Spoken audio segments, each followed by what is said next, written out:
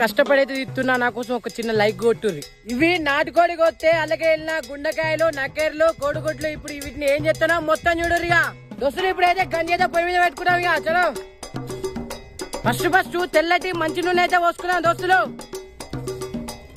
First ఉల్లిగడ్డను మిరపకాయలు వేసుకున్నాం దోస్తులు.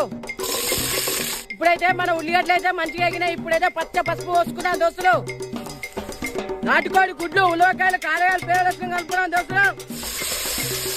ఇప్పుడైతే కొద్దిగంత తెల్లటి ఉప్పు పోసుకోవాలి దోస్తులు. నాటుకోడి గుడ్డు తీసుకొని ఇలా వలగొట్టుకొని పోసుకోవాలి దోస్తులు. ఇప్పుడైతే గరం మసాలాను, కారం పొడి పోసుకున్నాం దోస్తులు.